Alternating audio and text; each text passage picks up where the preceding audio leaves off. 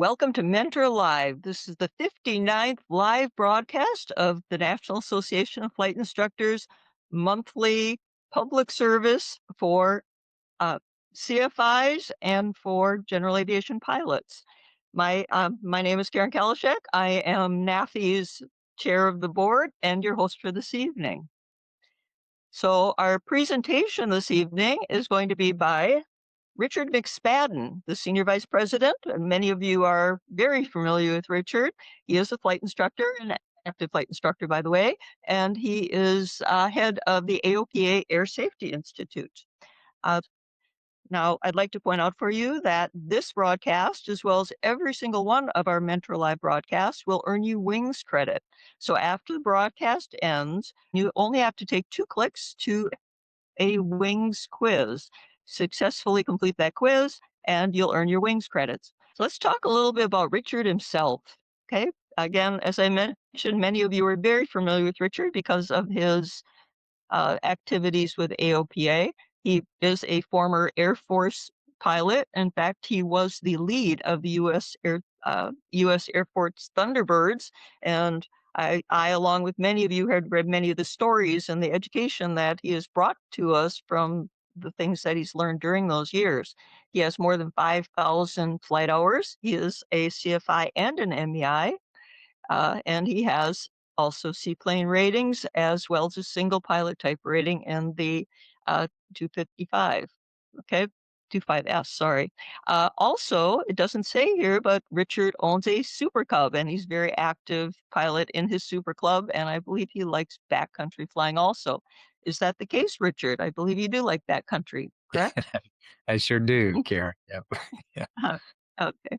And again, at this stage in his illustrious career, Richard is definitely most well known for writing very, very insightful commentary about aircraft accidents, incidents, always with the safety angle and education. So certainly he's going to give us a lot of great advice and learning points for us this evening. And now I know that many of you will have questions for Richard. This is a live broadcast.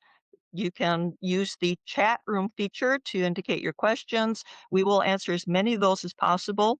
We'll hold off as many of the questions as possible to the end of the broadcast, unless there's something that is so pertinent it would be appropriate um, to answer because it's very relevant to what Richard's speak about at the time during his presentation. So without further ado, Richard, please take it away. Great, Karen. Thank you so much. And I want to reiterate how much I enjoyed being on the panel with you when we were at Oshkosh with people like Michael Goulian and Charlie Precourt and people like you that are just spread throughout general aviation that bring this sort of quiet, understated level of expertise is so critical to the success of GA. So I was proud to share that stage with you. I thought we had a good time on that panel. Yes, Um, we did. Thank you. I, I hope you don't mind. I've got a captive audience here, which is a group of flight instructors, and I'd like to start with a little story. There's a young general aviation pilot, and he goes to Air Force pilot training. And to his surprise, he does quite well in Air Force pilot training and graduates near the top of his class, gets the only F-15 that is in the assignment drop, which was a coveted airplane at the time. And he moves on to the next stage of training, which is lead-in fighter training, where you learn fighter fundamentals. Now, lead-in fighter training is really kind of a cakewalk. There is no attrition rate to speak of. Everybody passes. You're still flying the T-38. You're just learning some new fundamentals. So this young pilot breezes through offensive BFM, and then he gets to defensive, which BFM is basic fighting maneuvers. He gets to defensive with you start with a disadvantage, and he begins to struggle. And he struggles and he struggles and he struggles so much that eventually he goes to what the Air Force calls as an elimination ride. Now, the joke about elimination rides is pack your car on the way to the briefing because you won't need to go back to your house and you can just exit the base because nobody typically passes these rides.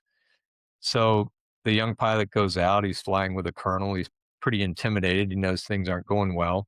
And sure enough, he doesn't do well on the ride. the colonel takes the airplane, knocks the flight off, and tells the wingman, "Let's safe it up and go home."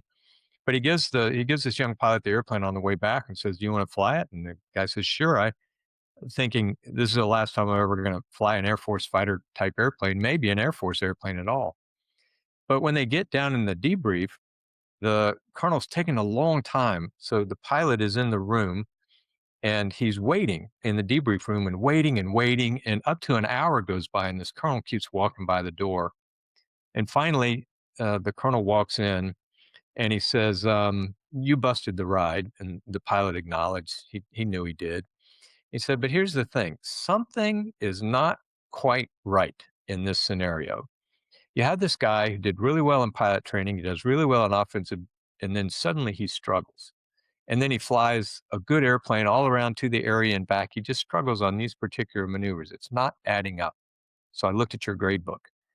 And I noticed that you've flown with a different instructor every time you flew defensive BFM. And not only that, you just happened to fly with instructors who had no background in defensive BFM. They were ground attack instructors. Just by the luck of the draw, you never had an instructor that was an air to air qualified, fundamentally background instructor. Well, if you haven't figured it out by now, that young pilot was me, and the colonel says, "You busted the ride, but I'm not going to kick you out of the program. I'm going to send you with two different instructors, or with a different instructor with a different background. And if you come back and bust the ride, then you'll be out of the program. But if you don't, you'll pass." And I did. I went out with the new instructors. It was a completely different experience. The previous instructors, they began to think that I just wasn't cut out to fly fighters. And so I began to believe that myself because I didn't know any different. I was just a young kid. If these experienced guys tell me I don't have what it takes to fly fighters, I didn't know any different. But the difference was all in the instruction. And what was so meaningful to me, as you can imagine, in my career, is that one senior instructor, he was a colonel in the Air Force, but in the civilian world, he would just be a senior instructor, or she would be, the chief flight instructor or whomever, took the time to realize that something wasn't quite right. It wasn't just a student. There was something that wasn't adding up. And he took time to flip through that and figure out what the problem was. I'll forever be eternally grateful to that colonel. And my only point is to help reinforce to this group of instructors how critical it is that we put the right instructor with the right student. And when we're not clicking with them for whatever reason, we go ask help to bring somebody in. And when somebody's struggling with a certain part of their training, to maybe step back and look at it and think maybe it's not just them, maybe it's the experience we're providing them. So I just wanted to start with that opportunity for how critical instructors have been in my life, just like everybody else's life who's on this call. So that story lasted a little longer than I wanted it to, but so we'll get into this discussion on why good pilots make bad decisions. And I want to share with you before we start that it's my observation that we spend a lot of time as instructors and do a lot of reading on very technical stuff, whether it's how to set up for a stall or how to land or how to do a short field takeoff or how to fly an ILS approach or singling or whatever it is. There's a lot of technical stuff, knowledge that we have a relatively short time to impart on our students. But I wonder, because it comes from my experience, that how much time do we spend talking about teaching students how to make decisions in an aviation context? By the time students come to us, the average age of a student, I think, is 45. Last time I looked, the average student pilot was 45 years old.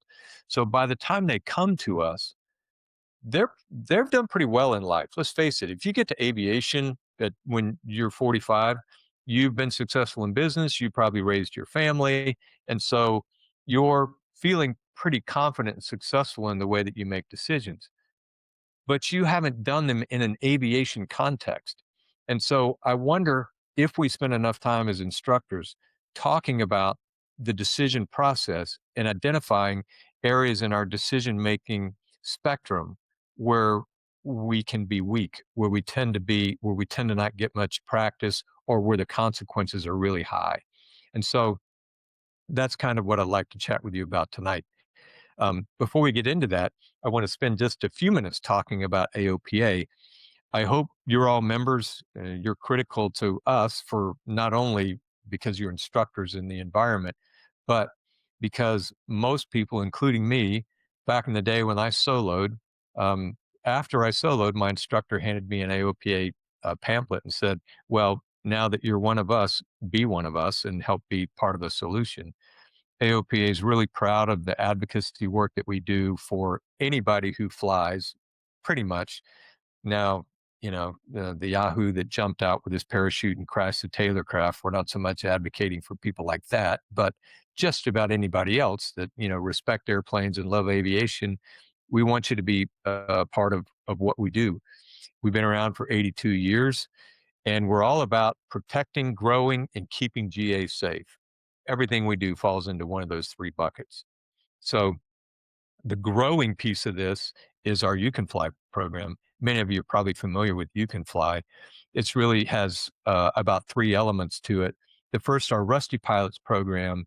We started that several years ago. It used to be a seminar. Now it's online. The important part of this statistic is we put 10,000 pilots back into flying. This isn't just they went up one time. This 10,000 number is people who went back and got a flight review from an instructor and went back into active, proficient, current flying. It's a number we're really proud of.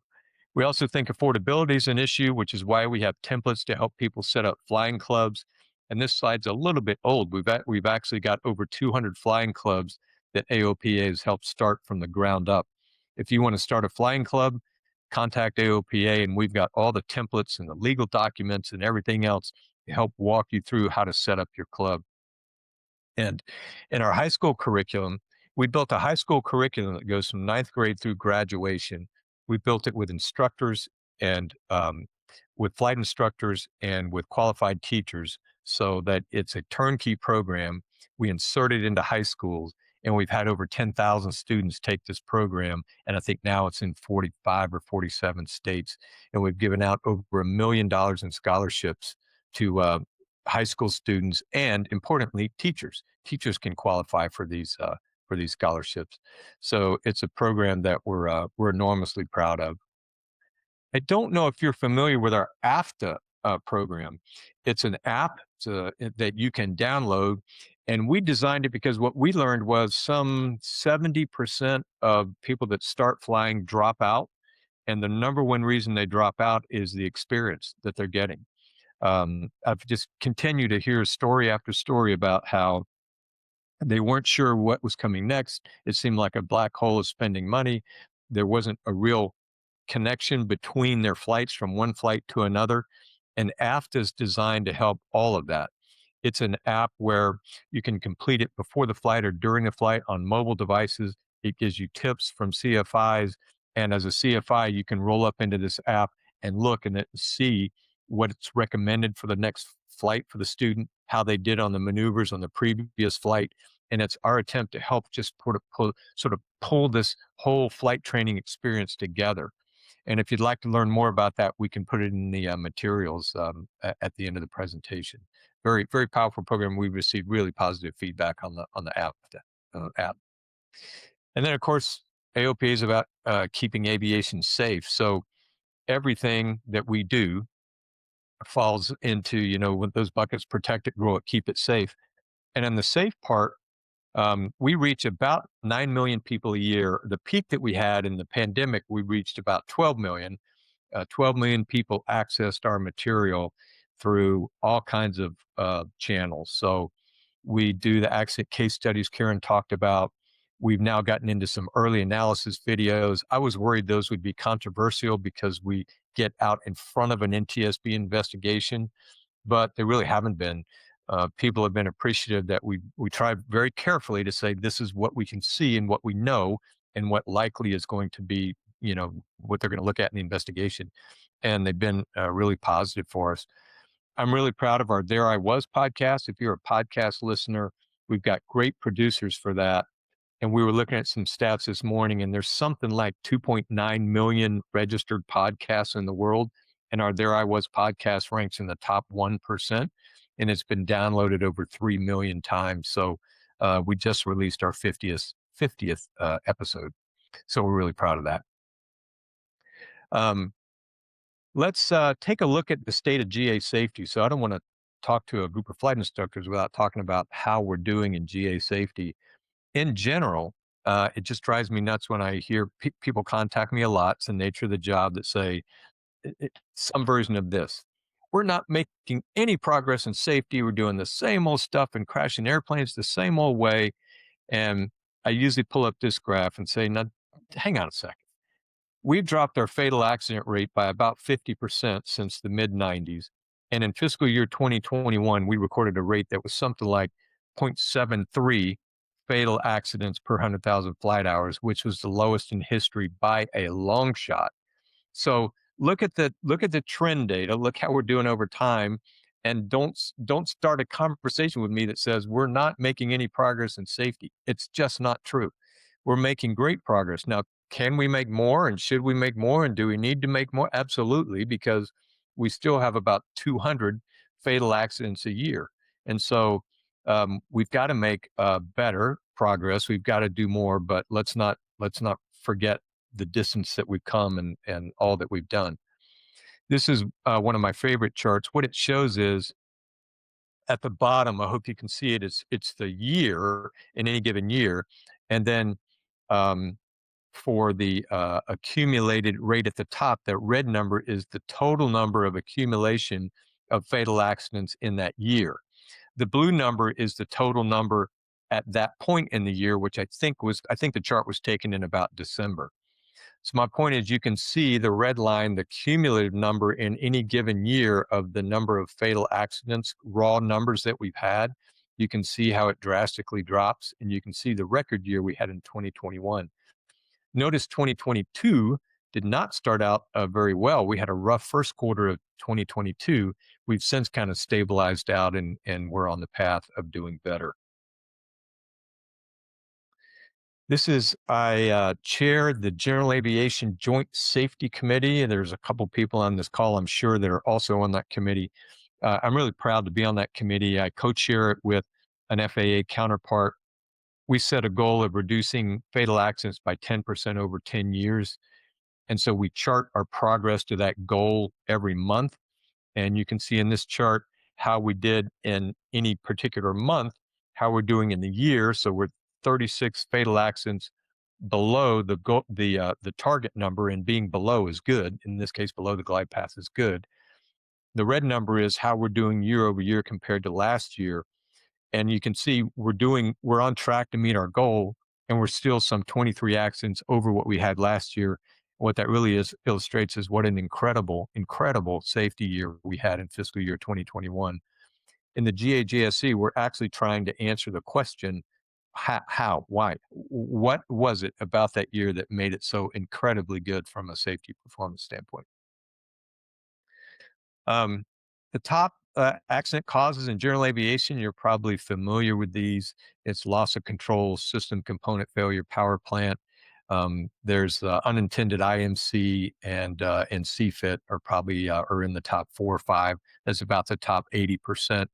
So we continue to work hard, as I know you do as instructors, in trying to figure out how to keep those. The good news is the raw numbers are coming down. The percentages, as you see in this chart, remain about the same for how, their rate for overall accidents, where they fall. So that's how we're doing in GA safety in general. I get asked all the time, is GA safe? And I say, my response is absolutely it's safe, and getting safer every year. And the best part of that is it's well within the pilot's responsibility, or well within the pilot's authority to make it entirely safe, because mechanical mishaps, they happen, but they happen really rare. So let's move on to the decision-making discussion that we wanted to have tonight. Why do good pilots make bad decisions? And I emphasize that this, to a group of instructors, is the point of reflection is, do you spend enough time talking to your students about decision making and some of the threats to good decision making. And that's what I want to share with you tonight. So, where this came from is about every year around the holidays every year. I tend to start stacking up books because I have a lot of downtime over the holidays. I like to do a lot of reading.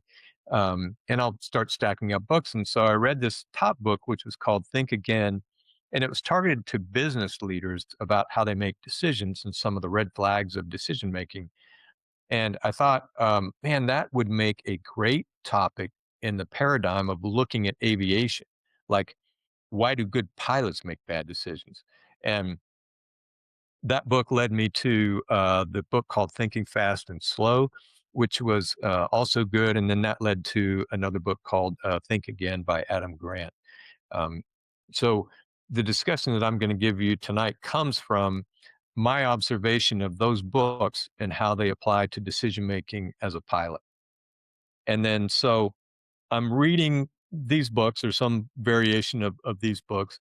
And then this accident comes across my feed. This was 3 years ago, maybe. Might have been 4 years ago. But anyway, Christmas Eve, and it's a Cessna 340. The guy was a highly experienced pilot. He had a lot of IFR time. He had a lot of IFR time in that airplane. He had a lot of weather time, actual IMC in that airplane. And so he's in Bartow, Florida. The setup is he's going to take some variation of his family, like daughter and son-in-law, or some variation of that. Basically, there's 5 people, and he is going to fly down to Key West, and they're going to have brunch. But now the key is he or breakfast, and the key is he has to be back by the afternoon Christmas Eve dinner. That's the sort of limiting factor. So he, like a good pilot, goes out the night before, pre-flights his airplane, fuels it up. They come out the morning of, and it's really dense fog, as happens in the wintertime in Florida. So the fog is so dense that he has the airplane towed out towards the runway because it's the visibility is too poor to taxi on unmarked pavement areas. He attempts a 0-0 takeoff, and it ends disastrously. He doesn't even make it to the field boundary before he rolls inverted and everyone on board perishes. And the nagging question of that is, why? How could you take so much risk for a flight that had really such small payoff and no real pressure to it? There was really no need to get the flight done. So it's hard to blame this on get there-itis because he really didn't have to go.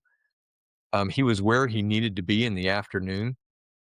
So what would make a pilot that experienced and up to that point in life had presumably made good decisions as a pilot, make that kind of a decision so fraught with risk? And I go back to the reason why this is important to me is I've known really good pilots that I thought were at least as good, if not better, stick and rudder and head work pilots than I was, make decisions in the moment that either cost them their lives or dinged up an airplane. And I came away from those scenarios not thinking, what a stupid pilot, because I knew them better. I came away thinking, man, if that pilot can get caught in a moment of a bad decision, so can I. So I want to understand what would lead to somebody making a decision like this pilot made this day that was so fraught with risk. So that's what we're going to talk about. So, Karen, you mentioned that this will be interactive. So I'm just going to I can get rolling here and start steamrolling. So somebody's just going to have to throw a grenade or something to get me to stop if we want to stop and discuss or ask questions, which is fine. Okay, well, since you've introduced that, before we talk a little bit more about human decision making, Robert asked a question about the exceptional 2021 rate, and he's wondering if it could be attributed in part to pilots returning from 2020 year of COVID, recognizing their proficiency may have lapsed and therefore were more conscientious. Yeah, I think So, that's an interesting observation, Robert. So what we're doing in the GAJSC is we met with a subcommittee And we threw all these hypotheses, like you're mentioning here, of what could have possibly been. So that was one of them. One that we looked at was every safety organization I know of, and I'd be curious, I would imagine it's the same with NAFI, saw an increase in consumption of their material during the pandemic. So I don't think it's a coincidence that in a year where we saw 12 million in 2021, and a year where we saw record consumption of safety material, the follow-on period after that, we saw the safest year we've ever seen in GA history. So we took um, sort of hypotheses like that, and we're trying to back into them to see if we can prove them. We're looking at weather patterns. Was it a particularly good weather year, for example? So those are the kind of things we're trying to look at. Yeah, and what I think is particularly fascinating is there were great concerns that actually 2021 would have a very high accident rate because of the lack of flying during large parts of the 2020, pandemic. And I'll just mention, I'm actually on the GAJSC also, obviously not a co-chair. uh, but the interesting name of the group, that's really the subgroup Richard mentioned that's investigating this, has a very clever name called What Went Right. So they're studying all these hypotheses about what was different about that particular year that may have led to that positive reduction in accident rate, and therefore, can we build on that? There were clearly, as Richard mentioned, things such as much more people accessing safety content, and also wings utilization went up fairly substantially during the year also. Yeah. Okay, so you have the controls, Richard. Back to understanding human decision making. Okay, great. So there's really two systems that operate in the brain for our decision making. Um, Systems is not quite the right word, but that's how the author referred to them because he said, look, just think of them as two different systems. They're not, they use the same parts of the brain, but think of it as two systems.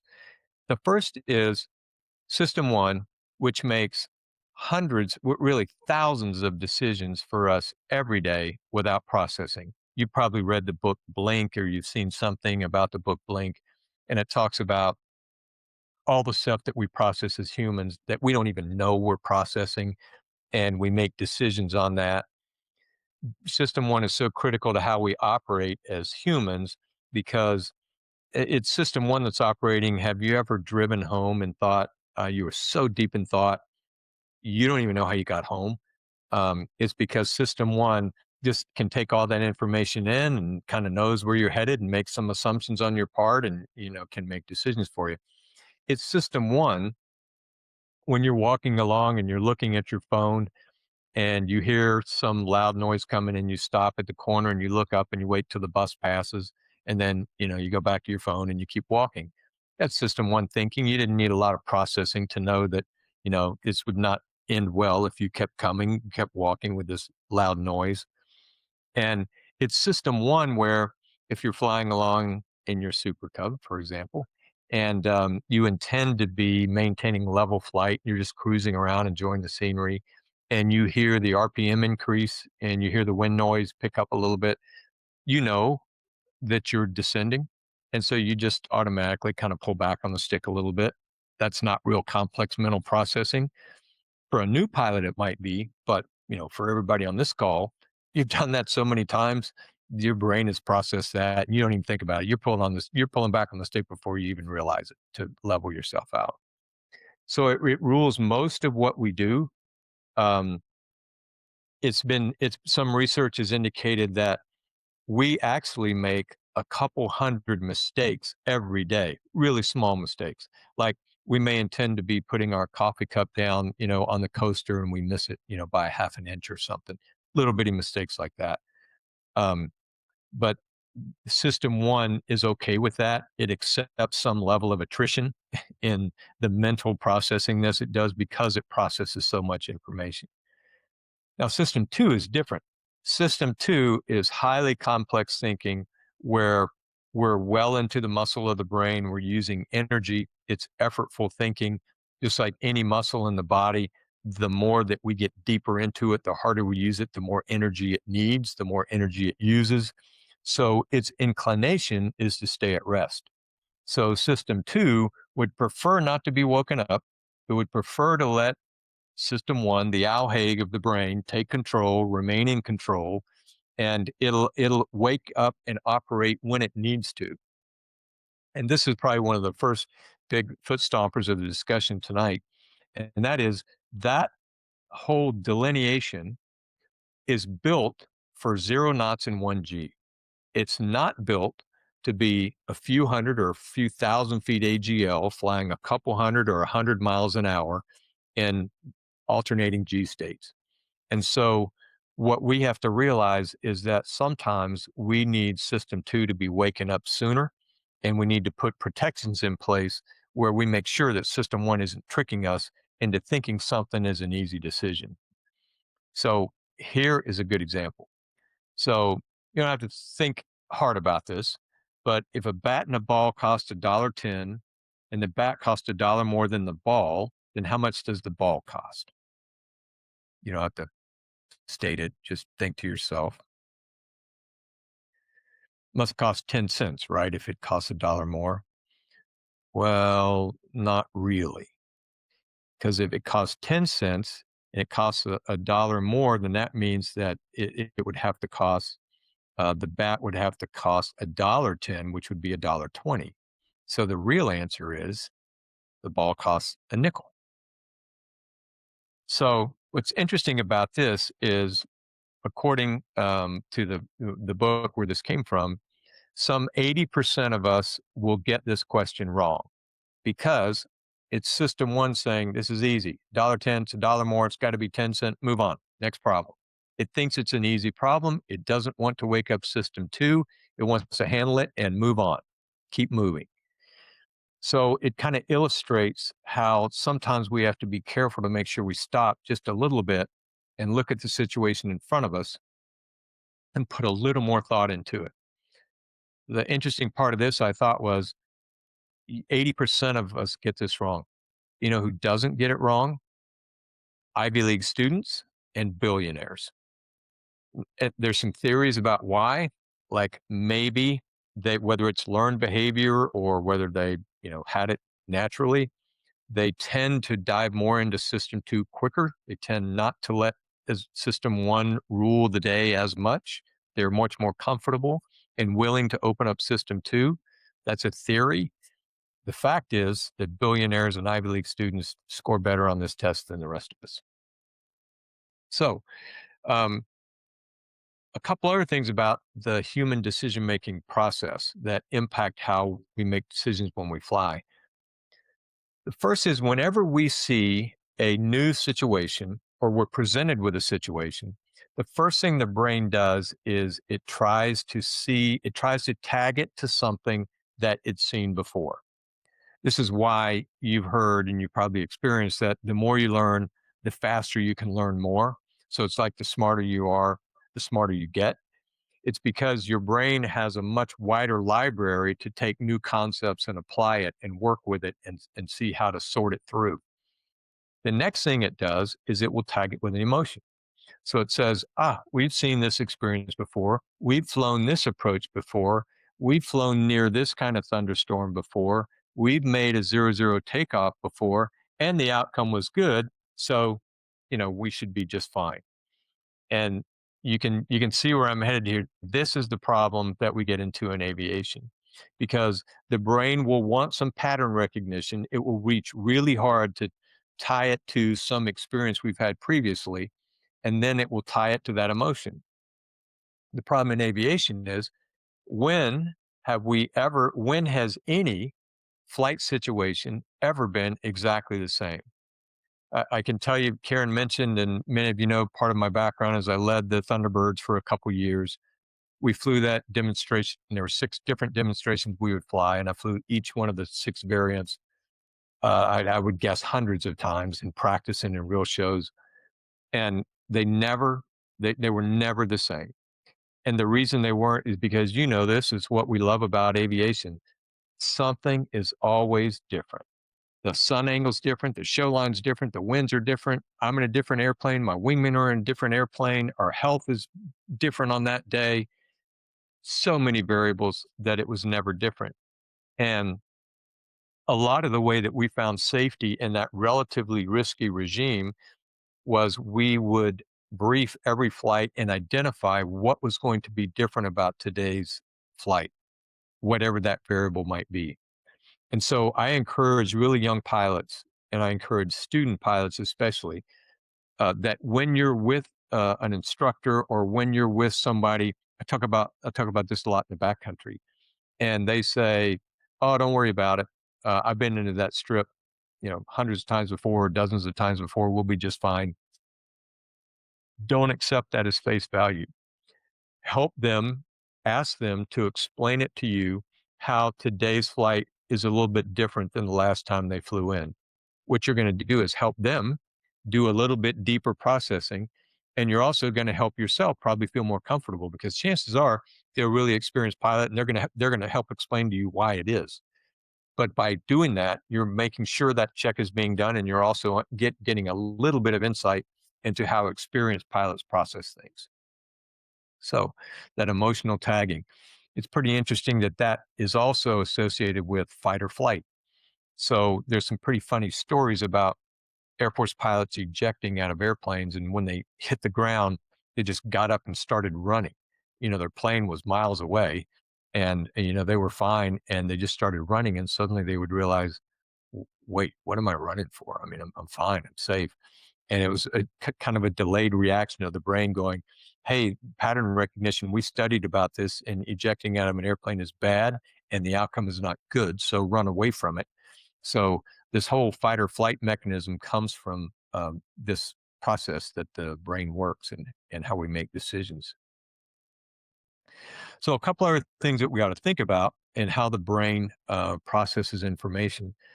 This whole concept of pros and cons, you can do this or you can do that, and you get a pro and con list and you measure the two. All of that is learned behavior. It's not a natural way the brain processes information. It's not near as digital as that. The brain is much more analog with the processes I just mentioned earlier.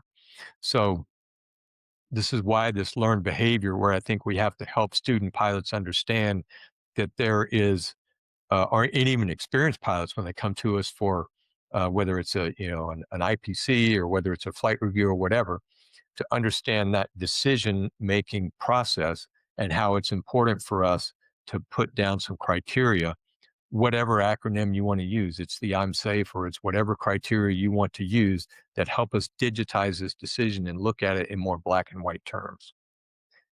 We tend to leap to conclusions based on the experience and the emotions. So that's something that is of human nature to us to get to a conclusion very rapidly, make our decision, and move on. We're heavily biased by subconscious inputs, and I'll talk about that in a slide or two. And the next one is really important. And I think we have an accent I'm going to talk about that describes this. And this is once we make our initial decision, we are very reluctant to override ourselves. Research after research after research shows that that initial decision that you make is so very important because you will have a tendency to, once you've done all the processing, you've brought in system two, you've looked at the weather, you've looked at the winds, you've looked at your fuel, you've looked at your proficiency, you've looked at the approaches, you've done all this for a half an hour or an hour or however long it took you, and you've made your go decision. Then you will be reluctant to override yourself once you get airborne. You will be inclined to take even the smallest bits of information that are almost irrelevant that support your decision and say, aha, see, it was a good decision. And you'll take huge pieces of important information, relevant information, and you'll tend to dismiss them and because they don't support the initial decision that you made. So helping pilots understand, this is my second sort of foot stomp of the night, helping them understand when they're making a go, no go decision, that very first decision they make is so critical because we quickly shift to execution mode. And this accident kind of bears this out. I want to I want to mention that this is an accident that we're in front of the NTSB on. It happened earlier in the year. They came out with a preliminary, and I talked to the pilot who survived. And so this discussion comes from those pieces of information, but it's not a closed investigation yet. Anyway, there were two pilots and they were taking off. And I think it was in Louisiana and they were headed to somewhere in Arkansas, if I remember right. And it was about maybe a 170-mile trip or something. They were in a Bonanza and a 182, and they weren't going to go in formation. They were going to take off in trail, but it was night and it was kind of a moonless night, an overcast 15. I want to say it was maybe January timeframe, something like that. And it was a moonless night because of the overcast, but they knew the weather was kind of sketchy. So they huddled on the ground and they talked about it. And they said, hey, um, the weather's kind of sketchy. So one pilot's going to take off first, the other will follow. And if they don't like what they see, they'll just come around and land. And secondly, there's a divert field about 30 miles up. And if they don't like how it's progressing, they'll just divert into the field. In their favor, the weather was supposed to be getting better, just a little bit north of the field, but they were flying almost directly north into rising terrain. So what happened is they take off. The surviving pilot reported that the weather was immediately worse than what they thought and what they planned, but they pressed on. They continued pressing on and they went past their divert point and entered IMC. Once they were in IMC, one of the pilots attempted to turn back a 180 turn that ended disastrously. He crashed and died. The second pilot, neither of these pilots were IFR rated, rolled wings level, climbed, and continued for about another hour in IMC conditions before he finally broke out of the weather and landed at his destination. This was sad to me because you can certainly argue that they should never have attempted the flight, but they did the right things in planning to make their decision. They looked at the weather, they huddled, they made a go no go decision, they made tripwires along the way. If we hit certain points, this is going to be our action. But fundamental to executing a plan is the discipline to execute the plan. And that's what they lacked. And it illustrates that whole first decision criticality. That first decision you make, regardless of what you say you're going to do, just realize how difficult it is to overcome that first decision and actually execute your fallback plans. So a little bit about bias, which was fascinating to me. So this was certainly planned continuation bias in that accident that we just talked about. And that comes from two things: this confirmation bias and desirability bias, meaning we see what we expect to see and we see what we want to see. And that is really hard for us to overcome. So the funny part about this is I'm reading this about this in this book, and I'm thinking to myself, yeah, those poor saps that are biased, they really struggle. Not me. I'm actually really good at this. I'm not very biased. I keep a pretty objective mind. It's like the next paragraph, the guy says, and for those of you who think you're not biased, you're the worst. And it goes on and talks about how if you are a confident decision maker, you're probably really bad at rethinking, really bad at reassessing. And it's not probably research bears that out. So what happens is we get so confident in our decision making that we tend to be weak at reassessing and going back um, and making and updating our decision. So it's something for us to be aware of. And I liked his what he suggested. He suggested that um, if we think like a scientist, think of it as a hypothesis, right? Then we'd be foolish not to change our hypothesis if the data changed. So think of a go decision like a hypothesis, and if the data changes, you're obligated to change your decision. Here's a case. This was my year leading the Thunderbirds. We were in Idaho, and we had a pilot who very experienced solo pilot doing a split S maneuver, missed his altitude by 1,000 feet. And when the accident investigation came in, they looked across the board. They watched hundreds of maneuvers where he did this exact same maneuver. He never missed it. He never cheated. And the best they could come up with, higher density altitude day, He took off, and his mental clock thought it was about right for him to turn. We had done a lower density altitude the shows previous to this. So he's going off his mental clock. He glances down at his altimeter, sees what he expects to see and what he wants to see, and actually what he was actually about 1,000 feet off. So even really high time pilots that fly for a living can struggle with that. Here's another interesting sort of exercise in how the mind works. So if you look at the box on the left and the box on the right, what are the two? What is the figure in the middle? Like if you look at that, what does it say in the box on the left? What does it say on the box on the right? You probably said ABC in 12, 13, 14. What's interesting is that figure in the middle is a B on the left and a 13 on the right.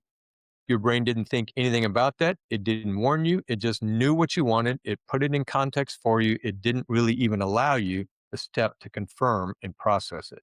Those are the kinds of things that can get us in trouble in aviation. This thing about Anne approaching the bank, if you developed a mental picture of Anne approaching the bank, like in your mind, what do you see when you read that statement? About 80 to 90% of the people will picture Anne approaching an ATM, a brick and mortar bank. About 10% of people will actually have Anne approaching a riverbank. And what's different about that, or there's no right or wrong answer, it's called priming. Somebody probably flipped through a magazine. They were walking along a river. They were driving and they saw a river. Something primed them to think more of a woman sitting by a riverbank than by a brick and mortar bank. And something primed their mind to that state. And it's another indication of just how much processing the brain does in the background.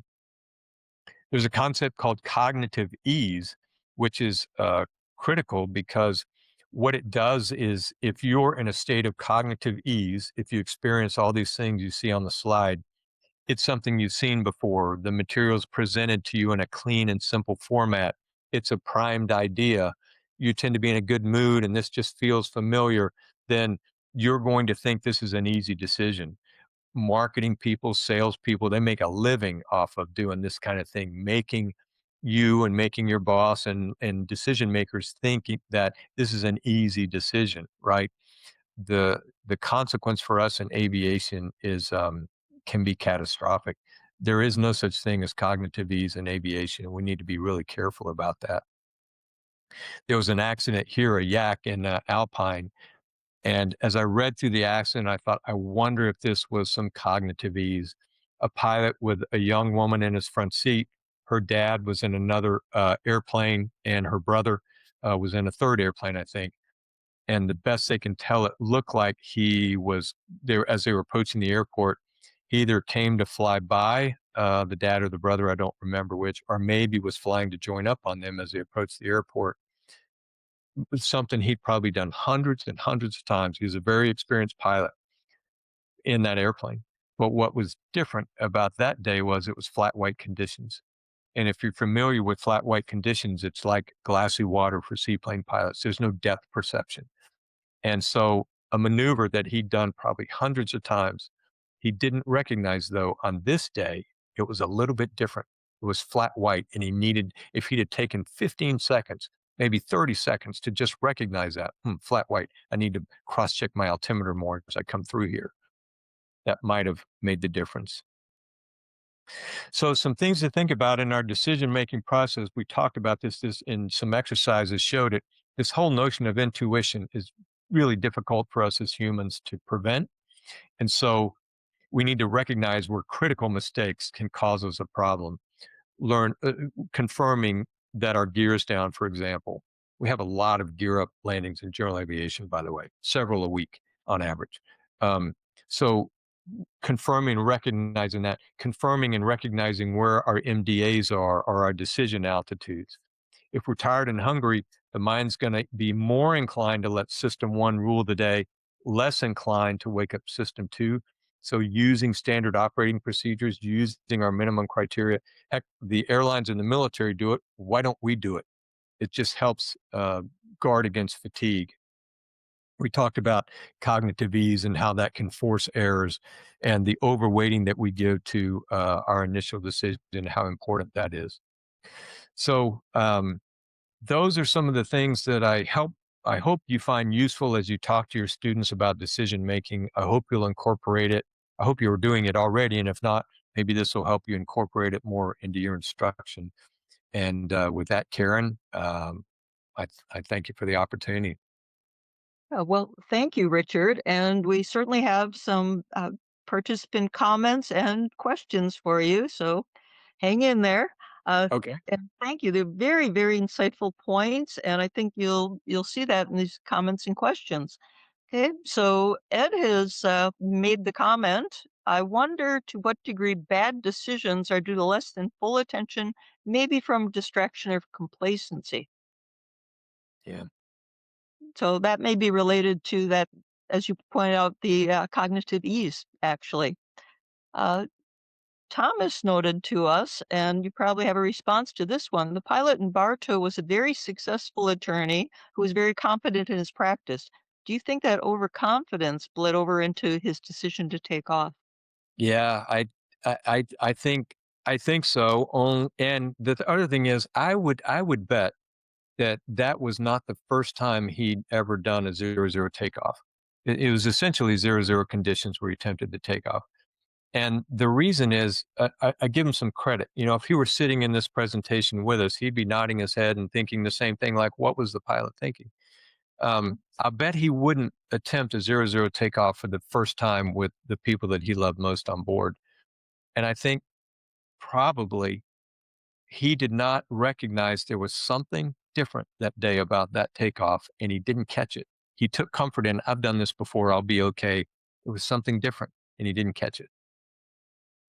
I think one of the very important points you made is to focus on the differences because we do tend to focus on the similarities and take that broad brush. Okay, so thanks for sharing how that really applied. By the way, more than once you mentioned a foot stop moment. So for people that don't have the military background, would you like to explain what you meant by that? I'm sorry, when you go through any kind of military course, you know, they will teach you, and then you always take a test afterwards. And so Mhm. if they know a question's going to be on the test, they'll stomp their foot, and then most of the time they'll say, "Okay, for all you thick-headed people, I'm stomping my foot. This is a foot stomper. You know, this will be on the test." So Yeah. that's where that comes from. Yep. So those were hints from Richard as to the kind of questions you might see in those areas on your upcoming Wings credit quiz. Okay, Dan has pointed out, and I completely agree with them, it would be interesting to discuss how these processing mechanisms impact our decisions regarding personal minimums. So, do you have any suggestions on how we could apply these to, creating and abiding by personal minimums? No, I think it helps reinforce that when we make personal minimums, we recommend, I'm sure you do too, that you do them when you're not under stress, right? You do them when you're sitting down, you're at 0 knots in 1G, you're swirling a scotch or something or a cup of coffee, and you're saying, okay, based on my proficiency, I think this is my level of minimums or wins or whatever it is. And it's a good decision because you've had a lot of time to process it. There's no stress. What happens is in the moment, if we allow ourselves to, we will always waive that. We'll say, this is my personal minimums, but here I am airborne, and you know, I just need to fly a little bit lower or a little bit worse winds and I can get home tonight. So you can't let yourself wave it in the moment. You only have to change it when you're back at 0 knots in 1G and you can do some full processing. I agree. In fact, since I'm a DPE, I have to say that some of the decision making that I see sometimes, even for people that are working on best behavior during an exam, they'll tell me their written personal minimums, they'll show them to me, but sometimes the wind is stronger than that, and they're very willing to say, "Okay, let's go fly now," because they want to get that exam out of the way. Yeah. Okay, Darius asked us a question. Any advice on sharpening discipline, especially when flying is super expensive? And I'm sorry, any advice on On sharpening? sharpening discipline. Hmm. I'm not sure I fully understand the question. Like, I wonder, sharpening discipline in terms of how we fly, using checklists and that kind of discipline, I wonder? Um, Yeah, that's the way I would interpret also. And actually there's more information that's been coming out about how to remain sharp when you're flying less, which is really, I think, what we're getting at. When flying's super expensive, we're tending to be in the air less. But if we just simply look back to what happened during COVID, when the fatality rate went down, uh, to some extent, that's probably due to people doing the self study. Chair flying, we know, yeah. is effective, or Yeah. taking courses, thinking things through. Yeah. And the other thing, I use a three strikes rule, which I've heard a lot of people do the same thing. And we used it in the Thunderbirds, where if you make three small mental errors, that by themselves are not a problem, but collectively they indicate that your head is just not in the game today, then, either if you haven't taken off yet, kind of stop and regroup, go back, work through your checklist and sort of get yourself together mentally. If you're already flying, try to put yourself in a less stressful situation, like take another lap in the holding pattern. You may not be ready for the approach, or move to somewhere where there's VFR. In other words, take positive action to realize, hey, your head is not where it needs to be for a safe outcome today. So take some action to get that back. Right. And obviously, when flying is really expensive, we also want to get value out of every flight you would value, meaning we're not just drilling around the patch. So if you create a plan before you go flying, or even if you're going on a purpose to another place, there's nothing to say that you can't be practicing maneuvers en route. You know, so decide what you want to work on. What haven't you done for a while? There's so many people that come for a flight review, and when you say, "When was the last time you practiced stalls?" They say, 2 years ago," which would have been their last flight review. So, make your plan. Look at the wings activities. I'll give you some good ideas about things that you can accomplish. Hey, Eileen has asked, and this is a good question.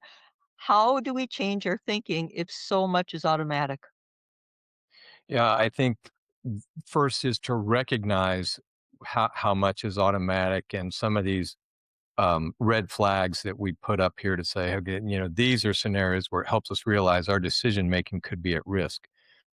And then for the really critical phases of flight, like to me, it's always making sure I've confirmed what my minimums are, confirming that my landing gear's down, or those are things that come off the top of my head, to make sure that we have some kind of check in place where we're looking at that more than once and forcing us to look a little deeper at it. Mhm.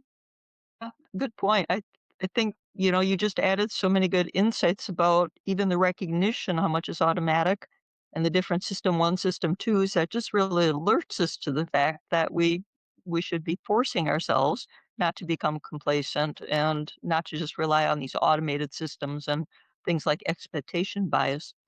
We have a question regarding AFTA.